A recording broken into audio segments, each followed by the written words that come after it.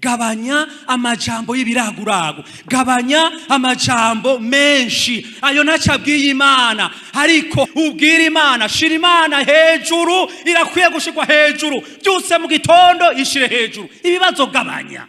Ni nk'umwana ariko ararira iruhande ya nyina, ariko aravuga ngo mama ndashonje, kandi abona ko nyina ariko arateka. None bijya ariko arateka n'ivyane si ivy'umwana, ahubwo ari mukuziko ariko arateka, mwegere muhe zaburi, muririmbire ti mama Imana yakumpaye agaheza gigwa birasha n'ingoga, kukuvuka ko n'umugisha. Mama nawe acashirageza kugira imbabura gutyo ngo bishe n'ingoga.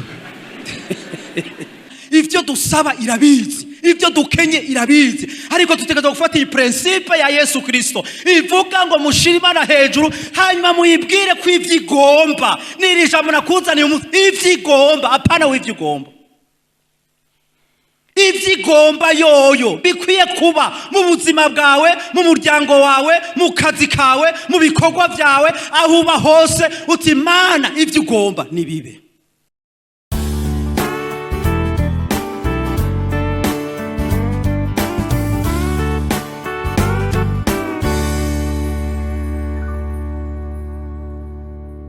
Reka dusangire ijambo Imana ashize ku mutima.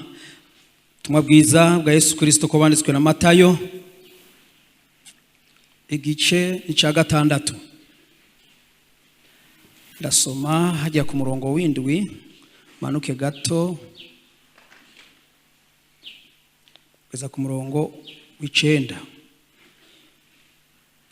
canke murongo w'10, kuko niyo ngomba cyane. Turasoma mu izina rya Yesu. Kandi nimwasenga ntimukabomboranya amanwa nk'uko abanyamahanga bagira, biyumvira yuko bazokumvigwa kubwa amajambo yabo menshi. Ntimuze muse nabo, kuko so azi ivyo mukenye mutaramubara. Nuko musenge mutya muti Data wa twese wo mwijuru, izina ryawe niryubahwe, ubwami bwawe buze, ivyo ugomba bibe mw'isi nk'uko biba hehe. Amina. Maze igihe ndiko ndakurikiranira ijambo, numva ko Mpwemu Yera yoza aramfasha ko muri uku gusenga. Uku no gusenga Yesu yavuze, ndafise gusenga kwanje nzindukana nirigwana, na wowe nuko urafise uburyo usenga, ariko reka tuze duhurire kuri iri sengesho Yesu yatwigishije. Kuko Yesu ni wazingena atumbereza ibintu, kuko hamwe hari igihe nibaza Imana, ubwo ntibishoboka ugasanga dusenga nk'aba bafarisayo, kumengo dusenga byinshi tukishugwa biki. Nare nk'umuntu amaze iminsi 3 akubwiye ati nari imbere y'Imana iminsi 3 nisonzeshe ndiko nasenga, mugabo narinze mvayo atacimbariye. Ubwo si uruhombo, ubwo n'ubuhombe. Ndicara nkavyiyumvira gose, ndiko ndiyumvira ijambo ry'Imana, kuko hariyo kode nziza Yesu yashizemo. Yavuze ati ngo mutaranasenga ngo so abaziki. None kubera kingira repetition, jewe ntarasenga, ivyo nzosenga ejo Data arabizi, ivyo nzosenga mu kwezi kuza irabizi. Mugabo hari igihe umuntu aje imbere y'Imana, kandi hari n'igihe nsanga n'abakristo bacumura ngo jewe nayigobereye ndayifata. Urayifata? Woishobora? Ndayifata neza kugira ngo inyishuri iki kintu. Jembo murakuburesha nk'uyo turi kure gose. Imana ntikeneye gufatwa, ntikeneye kugoberwa. Bibiliya rero yavuze ngo kuko ivyo mwebwe muza gusaba ndababujije. Murabona abafarisayo bama baja mu mayira abiri bagasenga bakiyerekana, kandi bafise ingene batondeka amajambo, kandi Yesu yaremera ingene ayo majambo bayavuga. Murababona, ndababwije ukuri ntimubakurikire barya. Barazi gutondeka amajambo bakayavuga, ariko kandi ngo bama bibaza ngo barumvirwa mugabo ntibumvikwa. Iki kibazo cyo gusenga si ukumenya, si uburambe, si mukazi, si ukumenya gutondeka, kandi hari abantu bazi gusenga neza kandi urashishika rusenge. Mugabo nagomera ibi bintu byamhemuyera, si ukumenya gutondeka amajambo. Hari abantu bazi gusenga neza ku buryo bwuko uyo muntu ushobora kumudeconnecta akareka kuraba Imana akakuraba ingene uri kurasenga, kuko uzi gusenga neza. Ariko rero reka tugaruke kuri iri jambo Yesu yavuze ati mwebwe rero ngira ndabigisha ingene musenga neza. Icambere kuko aya masengesho arimo ibihane nka bine.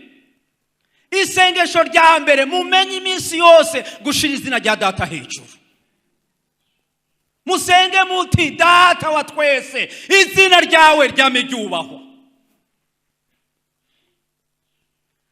Mwame mumenya mu buryo dusenga intari n'isengesho rishobora kugira ico rimara canke ryoshobora kunyiganyiza Imana nkuko baba babivuga, atari isengesho rituma Imana ihabwa icubahiro. Mugabo yvyutse Mana uribuka wa mupangaye mw'izina rya Yesu, utanga urusenga gute?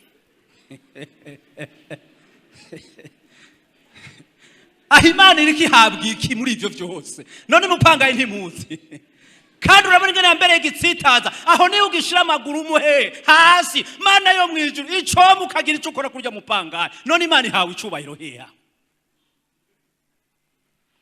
Mana yo mwijuru ibukuye umugore wampaye ndageshejwe, ibukuye umugabo wampaye, ayo masengesho yose n'ay'abafarisayo nta nico amaze.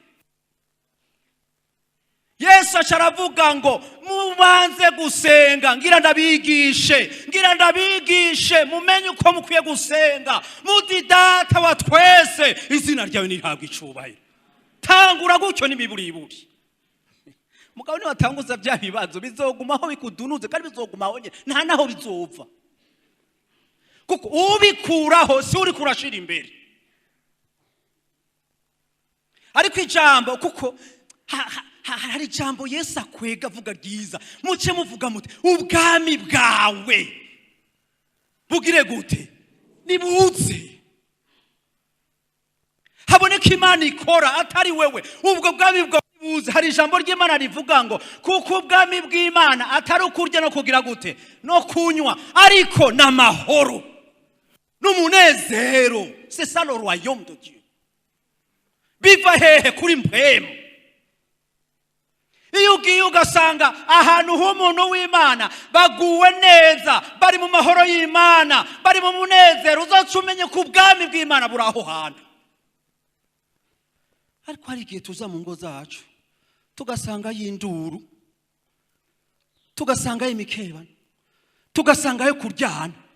Ikibazo ncangira hari ubwami buriko burakora bwaye. Muri uyo muntu afise ubwami iki? Muri urwo rugo hari ubwami iki? Aho hantu umuntu akora hari ubwami iki? Ariko Yesu aravuga muze banze mutumire iyo Mana mwayihaye icubahiro, muyibwire ngo ubwami bwawe nibuze. Reka ubwami bwa Kristo butegeke. Ndacamanuka ku ijambo rero niko ndarondera. Iri jambo rivuga ngo ivyo ugomba. Ngaho hantu mfise ihwa. Ivyo ugomba nibibe mw'isi, nukuvuga ko mw'isi hari abananira, nibibe mw'isi nkuko tuzi ko mw'ijuru hari ivy'Imana igomba gusa. No mw'isi turabisavye ivyo ugomba nibibe mw'isi. Bantu b'Imana, ivy'Imana igomba nibibe muri twebwe. Abantu tujana Imana nk'abafise telekomande kandi bakayibesha kandi kabibonekerwa ariko ari yayibesha. Mana yo mwijuru ndagusavye ivyo ubona ko ari vyiza nive vyiza, mugabo je nagomba iki? Ndaguhitishijemwo urashobora gukora ivyo, mugabo je nagomba iki? Nkorera iki? Mumva hari ivy'Imana igomba hagati aho, ukaca usanga aya masengesho yacu tuyatebamwo. Ivy'Imana igomba nibibeho. Muntu w'Imana yuko usenga kose umaze guhamagara Imana, reka ivy'Imana igomba nivyo vyiza, ni navyo bigororotse. none iyi Imana yatwiyumviriye ko cende harabaho utarabaho. Paulo yavuze ngo yatwiyumviriye ko kera idutegekaniriza agakiza, ivyo nivyo yagomvye. Hanyuma uyu munsi tukisangamwo, turahiriwe tuguwe neza. None ko ivyo twavyisanzemo kuki dutoyireka n'ibindi bikore? Hari umuntu muri Yesaya yambabaje, kandi risengesho nabwiye Imana sinzorisenga. Saya 38 ugiye gusoma hariya nawe utohasoma uyu munsi yo gusoma muhira ngo umugabo yitwa Hezekiya, Imana ngo iramanuka yavyiyumviriye neza mwijuru, iratuma Yesaya ati manuka ugende ubwire Hezekiya uti Hezekiya tegura ivyo mu rugo rwawe kuko ndabona ko kontra iheze, harageze kugira gute kutaha. Kandi hari abantu benshi bakunda kuvishikarisha iri sengesho, mugabo umuntu wese afise uburenganzira bwo mugabo je hari sengesho ndashikira. Imana yamaze kukwiyumvira ikavuga ati je ndatondetse ikinuko, none wewe uyikatisha gute? Yesaya araza mu nzu kwa Hezekiya aramuga ati Hezekiya, nari imbere y'Imana, Imana irandugikanye ubutumwa tegome, ngwino hageze tegura ivyo mu rugo, tegura vyo mu nzu vyose kuko igihe cyo gutaha kirageze. Ngo Hezekiya cumva iryo jambo ngo acahindukira isika. Atariko Mana, ciwe naho uvuze gutaha ntiharagira, kandi ivyo bintu ndavyanse.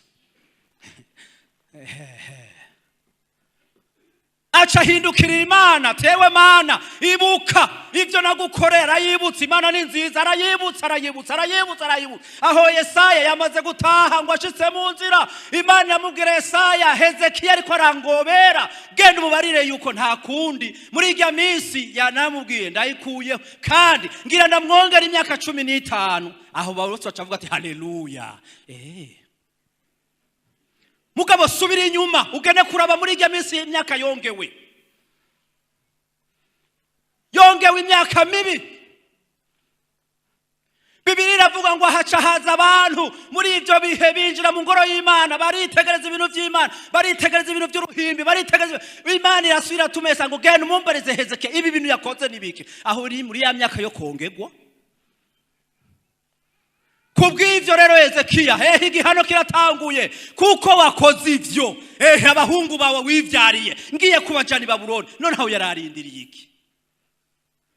Bibiri ivuga ngo muri iyo myaka nyene aca byara umwana yitwa Manase, umuntu mubi.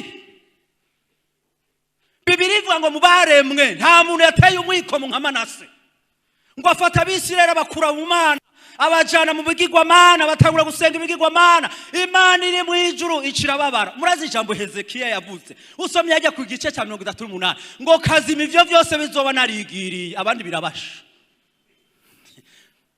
Muze muhasome. Ivyo bihano vyose vy'i Babuloni barabisha, ivyo yuko bazotwagwa nibindaba. Kazima nshimye Imana jewe nzoba namaze kwigendera.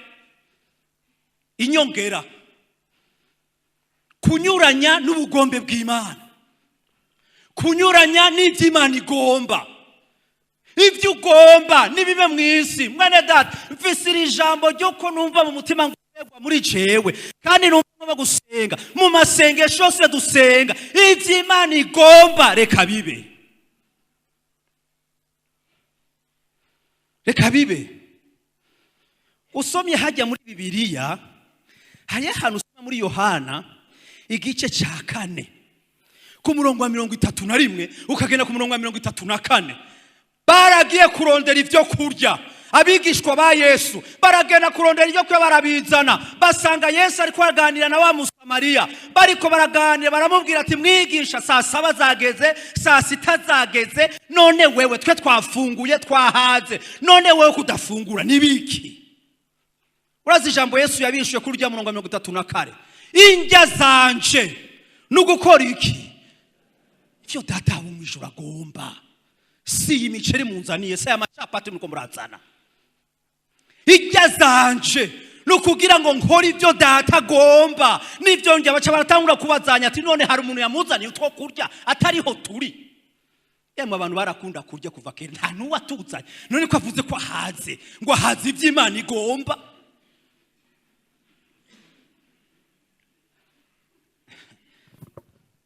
Nizongya iyo nkozi ivy'Imana igomba, iyo ndetse ubugombe bw'Imana nivyo ndya, nizondya zanje nayo ibisigaye nimufungure mwebwe. Kera hari umukozi w'Imana twakorana yatureze, hanyuma rero twari kumwe n'abamu bari hano. Hari iminsi twagira amagorwa, iyo turiko turasenga ikindi gihe akagera tukaja ku meza tugize amagorwa tukamuha ngo asengera ivyo kurya. Twama tubizo tuti ntimumuhe gusenga kuko hari igihe mpwema ashobora kumudeviya ivyo cyo kurya bikatugora kurya. Twari tumuzi ko ari wa kiroho kweri. Tukaja turondera abandi basenga muri make kugira ngo gahunda dufise ntirate. Hanyuma rero ikindi gihe ngira ko babona ko dusamuha gusenga, arafatwa na mpwema arasenga. Twese tunamye kurya tuza tumva aragiye mu bindi mitwari Imana mujaniye mu mpwema. Ivyo kurya birahoze twicaye aha twese namutwo turafungura mutamari muri mpwema. Twese tukunama tukiyumvira aho biza guhereza hanyuma hejuru. Abantu twasengana hamwe bari ngaha baravyibuka. Akaguma muri mpwemo agacava imbere y'injya akaca agenda mu cumba. None ko agiye mu cumba twebwe turarya.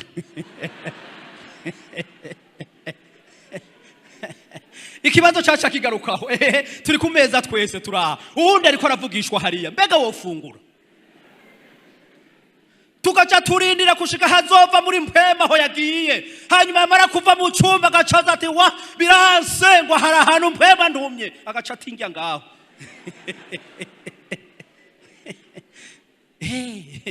Akacitita. Hanyuma rero twese tukaca dutangura kuraba abantu, ninde atanguza ifurusheti, ninde arya. None ko mpwemu yavugiye aha mugabo kuko ariko biri mu mutwe, tukaca twava tukadukako tukarya ntitugire gute. Erega niwe yabihawe, niwe yari muri mpwemu, twebwe ntituri muri mpwemu. Bantu b'Imana ubugombe bw'Imana akazoca gendiyo kumbe bwawe yagaruka agaca tubwira ikintu Imana yamubariye, yagiye hiyi kiriri, hari igikorwa Imana yamuhaye, hari ibikorwa Imana yamusunisemo, hanyuma mu nyuma natwe twazoca dusa gusozera muri ico gikorwa. Yamaze umunsi atariye ati nibikunda ko norya mpwema ariko arasunika. Aha we mpwemu yovuga uri imbere y'inyama yeka. Hari ibintu twamaze gupikinga mu mutwe uvuga uti ibi naho mpwemu yomanuka mbanza guheza iyi gahunda ivyo kunciramo ntibirimo. Ariko hari uwundi ivy'Imana igomba nibe bizi imbere yiwe. Mpwemu naho yagukatisha ati kata harya ati mpwemu, Bibiri iravuga ko tukuganza saa sita irageze reka mbanze nje guhiza gahunda hanyuma ndagaruka gukurikira. Ariko mpwemu harayikina agomba gukora ubwo nyene. Indya zanje jewe ndya nugukora ivy'Imana igomba, nizondya ngendana, nizondya mfise. Usomye muri Matayo igice ca 12 ku murongo wa 50, hari abantu baje barimo nyina nabo bivukana murahaza ahantu, baragenda baramubarira bati erega naho uri kurigisha umaze umwanya munini, bibaza ko bazanye ijunja rya mama. Mama sivyo ngo je mfuze nta usubira moya. Mama Yesu naho uri kurigisha, mama ari kwibarabara, abo muvukana bari kwibarabara. Yesu arahindukira genda mubwire mama, muti mama yemwe yarakaze. Urumva iyo nshuhishuye mama, uti mubwire mama, uti mama nabo tuvukana ngo naba bicaye hano ariko bakora ivy'Imana igira gute igomba. Yemwe nawe uri umuvyeyi yari shock, ntumva ko kiremereye, uri muvyeyi genda mubabarire uko aba bitwa tuvukana, aba bitwa bankunda naba iyo ndiko ndavuga bakiga gukora ivy'Imana igomba, naba mama ibindi vya gahunda ngo haragaza ko dutaha sivyo byanzanye, nazanywe no kugira ngo abantu ndabigishe gukora ivy'Imana igomba. Iki kintu kiratugoye kuko turafite ukuntu twebwe tuboshwe mu bwenge bwacu. Je hari ibintu bihora bintangaza nama ndiko ndaraba. Je wanje ndafise ingorane. Mfitanye ingorane n'inyoni. Inyoni narazirukanye mugabo zaranse kugenda. Kandi navuze nti reka Imana izihe kubaho. Kuko na Yesu yavuze ngo ariko araduha akarorero. Yavuze ngo none ko mwiganye murakwiye kurabira akarorero kuri zirya nyoni. Urabona nk'umuntu wo muri sansiyo mu docteur kukubwira ko ukwiye kurabira kuri zirya nyoni. Witwa uti ndafise ubwenge narize naraminuje. Ngo zirya nyoni ntizibiba. Nta na kimwe zikora. Ariko Imana yo mu ijuru irazitwararika. Kandi zirya nyoni zipanzi wawe hari amahera ziguha. Ngira zipanzi wanje gusa. Ntimuzisanga mu makosta. Ziraza zikazana uburengeti bwitwa ivyatsi zigatereka hariya. Nta n'uruhusa zinsabye. Je ndariha muri banki mugabo zoze nta na hamwe ziri. Mugabo zikagomba ko tubana. Kandi muri kujya kubana naho nyene dusangira na ratio. Naho uzosohoka tishu genda hezera kwirabesha. Uyu munsi hari umutsima ndya kandi ndawurya hiwawe. Kubera iki zifise uburyo nama nibaza hajya twita ko zituvyura zitubuza induru iravyuka saa 10 z'ijoro saa 11 ikijana kwa ninda zivyo ziriko ziravuga ninda tokwibaza ko ziriko zirashima Imana ninda tokwibaza ko zihamagara Imana mu buryo bwazo. Uheba n'inkoko ikakuvyura tijya sake muyikerera imaze iminsi ibuza amahoro naho yari sonete irikira kuvyura mugabo senga umaze iminsi saa 11 undera induru none uyu munsi ndayicira urubanza naho icira urubanza yari ifise alarme yo kukuvyura. Iyo rero zivyutse zirazi ko twamaze guhimbaza Imana twamaze gushira Imana hejuru hasigaye ko turya tubeho.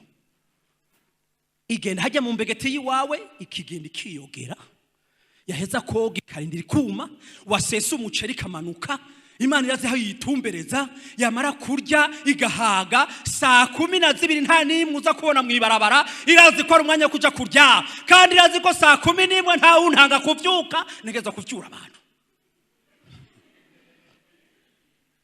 Hanyuma Imana ikacibeshaho gutyo ikarindira umunsi wo gupfa.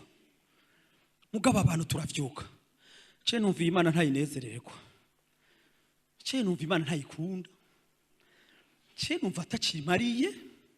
Uyo n'umunuga. Kandi mu gitondo kumugoroba hava vyuka. Mana yo mwijuru warakoze kudupfira ku musaraba mugabo mu mutima baje numva ntayiryoherewe kwere. Oya numva ndakuyikunda ntabikiri muri jewe. Numva atakuntu ndayiyumvamwo. None iyo Mana uzoshika ahantu gute?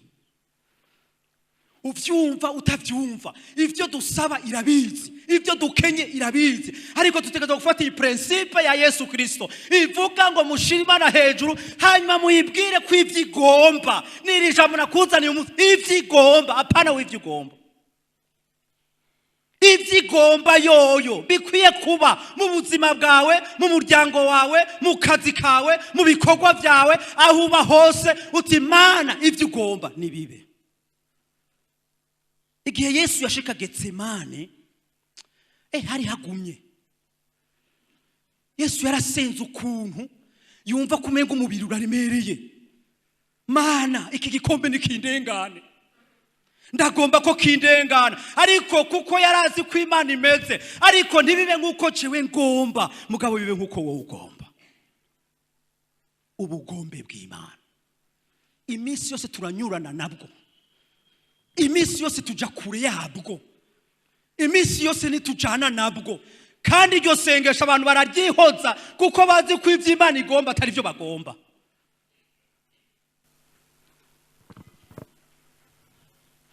Dusome hariya mu vyakozwe n'intumwa 13.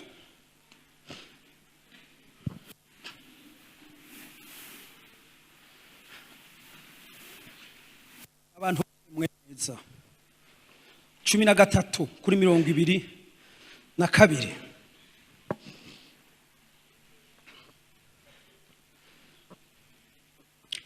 13 tangura ku 21.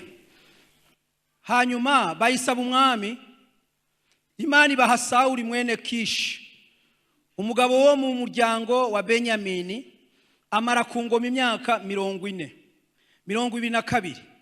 Imukuye ibagarukaniriza Dawidi kuba umwami wabo, imushingira Intahe. Urumva ni Imana imushingira Intahe, iti mbonye Dawidi mwene Isayi umuntu ameze nk'uko umutima wanje ugomba, azokora iki? Ibyo ngomba bingahe? Vyose. Ndamubonye urumva ataranaja ku ngoma. Uyu Dawidi mwene Isaya ameze nk'uko umutima wanje ugomba, kandi uko ndamubona muri parukuru yiwe, mu rugendo rwiwe rwo kubaho, azokora ivyo Imana igomba vyose. Umuntu yarahiriwe, ntazokora igice, ariko ivyo Imana igomba vyose Dawidi ndamubona ko azobikora. Nico twifuza mu Nyakabiga, gukora ivyo Imana igomba muri parukuru ya uyu munsi. Iga kuko ivyo Imana igomba ni vyiza. Hari gihe ducisha mu nzira, Satani yabona kurikira gumye, Satani akatwaka amahoro, Satani agatwaka umunezero, tugatangura kwirondera inzira, umuntu agatangura kumva indi nzira yocamo, nta yindi iriho. Imana njyamye ikangenda avuga ati ehe ndakujanye mu ishuri ni karabara, ngira nige, Mana mfasha, ngomba nige, mpa kwiga, kandi umunsi uzompereza kwiga uzumpe diplome. Imana ikaguhagurutsa kwigomba kugucisha mu ishure kanaka, ishure ry'ubukene, ishure ry'uruvyaro, ishure ry'ishure, ishure amashuri atandukanye. Imana ikavuga ati ngomba nari mucishemwo, nta handi uzoronka gutabagwa, ni wige. Byuka mwijoro kujya nyine aho ruvyukuri mu ishure, ugashira amaboko amaguru mu mazi kugira ngo indome zinjira. Nawe nyene vyukuye washanga bikunaniye, shira amaguru mu mazi, soma Bibiliya, indome zinjire. None abantu bagomba kwiga, ntibagire umwanya wo kwiga. Imana ivuze iti ndakujanye mu ishure, genda. Hari kumenye ko hari amadeyade, hari devoir, Imana iducishamwo, ariko nugira umwanya wo kwiga izi ndome zinjire muri wewe. Niyo kaye zimaze kwinjira, igihe kigeze, Imana iragukura muri iryo shuri ikagushikana ahandi. Dawidi ngo aravuka, ariko avuka hari intumbero Imana imufise ko ngo azoshitsa ibyo ngomba je uhoraho vyose. Abaheburayo igice ca 10, igice ca 10 ku murongo wa 36. Turasoma mu izina rya Yesu, kuko mukwiye kwihangana kugira ngo nimwamara gukora ivyo Imana igomba mubone guhabwa iki? Hariho devoir, murakwiye kwihangana. Nimwamara gukora ivyo Imana igira gute? Igomba, yo igomba. Hanyuma muri ivyo ikibaho ivyasezeranywe, ariko utegereza kubanza gukora ivyo Imana igomba. Ivyo Imana igomba. Hari ijambo Daniel yanditse ku murongo wa gice ca 4, Daniel gice ca 4 ku murongo wa 35.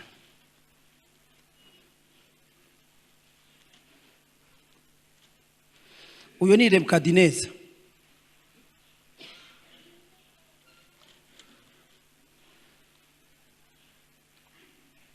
Namye ndarisoma riranezera, igice ca 4 ku murongo wa 35. Kandi ababa kwisi bose ibagereranya n'ubusa, kandi ukora kwigomba mu ngabo zo mu ijuru no mu baba kwisi, kandi nta ushobora kubaza ukuboko kwayo canke kwibaza. Ntugira gute? Kuriki? Ico gituma duteza kwisumeta mu kuboko kwayo. Mu bari mw'ijuru ngo ukuboko kwayo gukora ivyigomba. No mu bari mw'isi kirazira ntuzuyibaza Imana ngo ukora iki. Mu vyikora vyose ikora ivyigomba. Ariko nta muntu kizira kwabaza Imana wakoze iki, kuko ikora ivyigomba. Naya majambo y'Imana nagomba ko dusubira dusangire twibukanye. Hari umuntu ashobora kubahuka akaja imbere y'Imana ati none gamana ibi wabikoreye iki, urinde wabikoreye iki. Umwana umuntu yicara kandi natwe dushatse twona yibaza none umuntu yironkeye akana ngaga kana ariko kambiri ronse hanyuma Imana ikacigahitana ikacikajana mw'ijuru. Hari umuntu yigaze guca yicara yibaza ati none gamana ako kana ujanye mw'ijuru ugiye kugakoza iki. Aho niwe ari kukansigira tukabanza tukabana nako ngo mw'ijuru rufise abamarayika. Aho rero yako arasenga atasi kandi nanje ndamwumva nahibajije none aho mw'ijuru rufise ababukwiye aka kana kanje niyo nkikaronka Mana none urakajanya ati none mw'ijuru kagiye kugukorera iki, kagiye kuyikorera. Ntukagire na rimwe mu kanwa ngo hakuze ijambo ubaza Imana ngo ikoze iki. Ikora ivyigomba kandi bikora mw'ijuru nituzi ivyigomba ikora, ariko no mw'isi irakora ivyishaka. Imana yahagurutse gusa umunsi umwe irategeka igwira Satani itarinze no kugirisha inama Yobu ati genda ukore vyose ugomba. N'umujinya mwinshi Shetani aramanuka pati vya Yobu vyose arayogeza vyose arafata n'ivyo atunze vyose irajana. Kandi Imana ntiyigeze iza ngo ibwire Yobu nije nabaenda bireka wihangane, yarinumiye kuko ikora ivyigomba.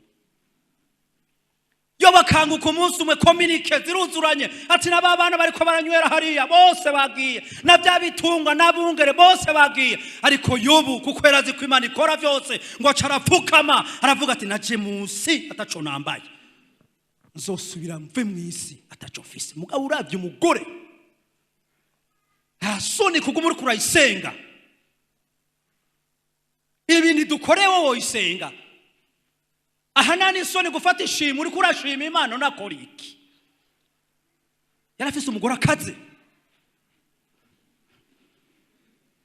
Aha Bibiliya yivugira makeya yivugira ibintu kuko Yobu yavuze ati sha ukuri kuravuga wewe uvuga nk'umugore umupagani kabisa, uvuga umugore sinzi ivyo uri kuravuga. Ariko murumva ko yarafise ishavu kandi nawe uri mu ruhande rw'iwe urashobora gushavura uko kuko Imana iri mw'ijuru mw'isi irashobora kugufata wewe ikakugira ikintu gushika aho abantu bakuraba bakakugirira imbabazi. Atoya no kurujya muntu aragowe.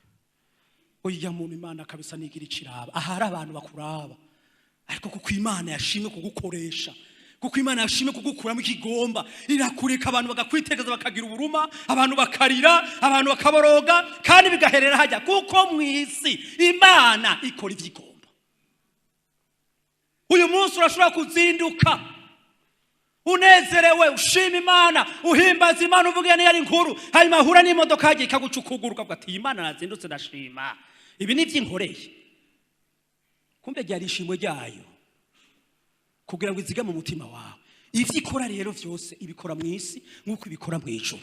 Nagomba ndakwinginge muri iki gitondo gabanya amajambo y'ibiragurago, gabanya amajambo menshi ayo nacabwiye Imana. Ariko hari ibintu bine ubwira Imana. Shira Imana hejuru, irakwiye gushirwa hejuru. Byose mu gitondo ishire hejuru. Ibibazo gabanya.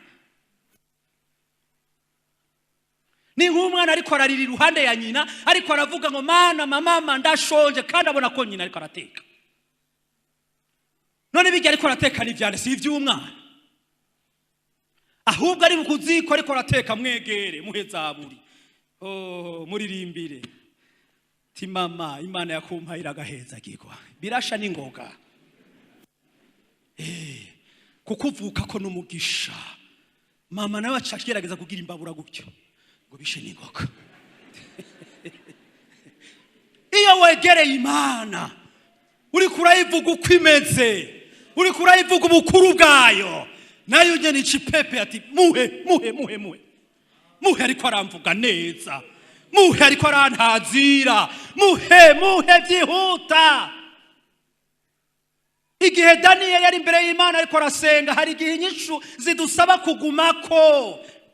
ngo ariko arasenga ntiyahagaritse kandi inyishu zamanutse, ariko abadayimoni bazifashe. Ico ni cya kabiri, reka ibyigomba bikore. Wewe nturiho ku bwawe, twese turiho ku bw'Imana.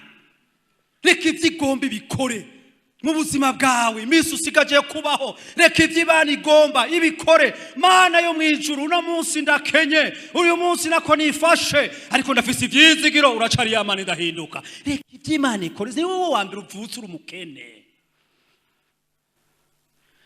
Hanyuma Yesu acaravuga ati, muce mwibwira muti, uduha ivyo kurya dukwiranye uyu munsi. Yemwe ababika stoke, mugira neza. Uronse udufaranga bika. Mugabo Bibiliya ivuga ngo ivyo mujana n'ivyajyanye n'ivyo uyu munsi. Urashobora kwibika ikazosigarira ry'abandi. Nico gituma nama nivugira, aho turi mu nzu, yemwe bantu tubana, munezererwe no kumbona uyu munsi, mugubwe neza no kumbona uyu munsi, ngubwe neza no kubabona uyu munsi, kuko ivyejo si ivy'iwacu. Nimba dufise ibihari tubirye tunezerewe, tugubwe neza, kuko uyu munsi Imana yawuduhaye. Emwe ivyarendi naho duhagarika umutima, burya ntivyari vyacu. Ivyo dukwiranye Mana ubiduha uyu munsi, umunezero dukwiranye, amahoro dukwiranye, kugubwa neza dukwiranye. Ariko hariyo umuntu ashobora kwicara agapanga gahunda mu myaka 10. Ninde yakubwiye ku myaka 10 uzoburiyo? Nezego uyu munsi dimanche, uyu munsi ndanezerewe, kuko niko Dawidi yavuze ngo Uhoraho yaduhaye umunsi mushasha, natwe turanezerewe. Nezererwa uyu munsi. Ntubika gashavu ngo kandi gashavu, we nagumenda kubikira gashavu ukabika ryari. Gatunganye uyu munsi, gakureho uyu munsi, kuko umunsi twahawe ni uyu munsi. Ejo ni umunsi w'abandi. Ntuniga abana kubwo kugira intege cyangwa kutagira ivyizigiro. Oya, ntuniga umuryango. Uyu munsi ni mubeho, munezerwe. Ivyejo Imana irasengereza bicisha. Ni munezerwe uyu munsi. Kunamika amaso dusenge. Nagomba mbwire wewe umaze iminsi muri aya matati ufitaniye n'Imana, wewe wahunze ivy'Imana igomba, none uri kuracahe. Baramu yarahunze ariko vyaragoranye. Ntawe ushobora guhunga ivy'Imana igomba, ariko nagomba uriho uhaguruke kuva uyu munsi, wige kuvuga ngo ivy'Imana igomba ibikore. Erega sumururazi, erega sigihano, kuko ni Imana yikwije.